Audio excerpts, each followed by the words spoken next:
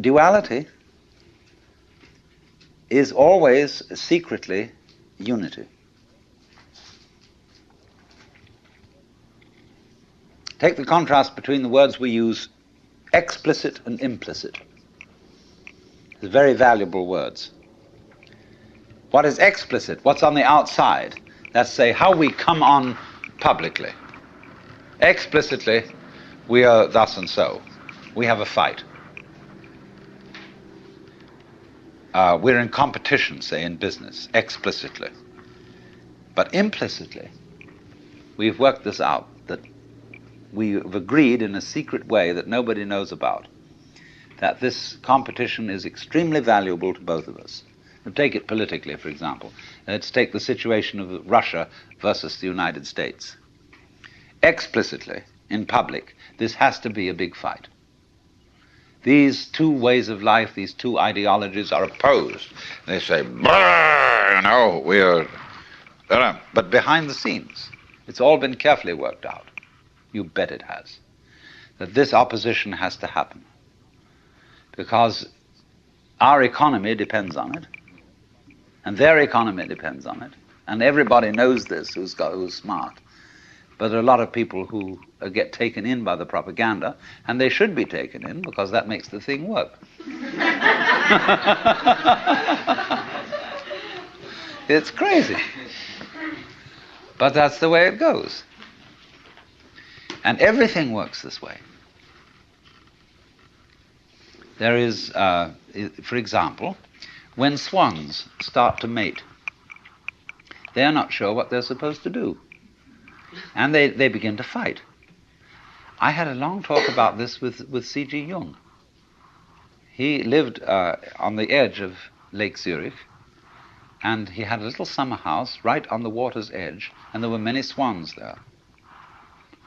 And I was getting up at the end of a conversation with him, and we were beginning to walk back to the main house, and I said, "Isn't it true that swans are monogamous?" And he said, "Yes. They are." He said, "Do you know, I have had most interesting relationships between these swans and many of my female patients who thought they were homosexual." I mean, Jung wasn't a sexual snob. I mean, he understood all the legitimacy of all kinds of sexual variations. But he said it has been a point of departure for our discussions. And he said it's a very funny thing that when they begin to mate, they start fighting. And they don't know what it's all about, and then suddenly the fight turns into lovemaking. So that's what I mean. Underneath opposition, there is love. Underneath duality, there's unity. That Tweedledum and Tweedledee agreed to have a battle. So, you see, here's that weaving principle. The things hold together by over, under, over, under, over, under, over. And that creates a stuff, it creates a fabric, it creates clothing, it creates shelter, it creates what we call matter. Matter, mater, mother, and also the same word, maya, illusion.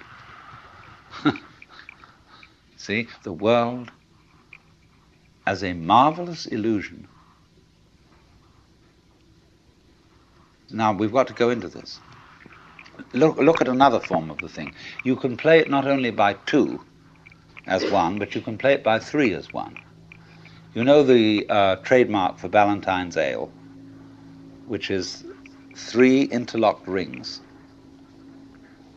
Now, the way these rings are interlocked is such that they are joined only if the 3 of them are present. If you take one away, the other 2 fall apart. This is a very interesting phenomenon, but it can be created physically with steel rings. Their cohesion depends on all 3 of them being present.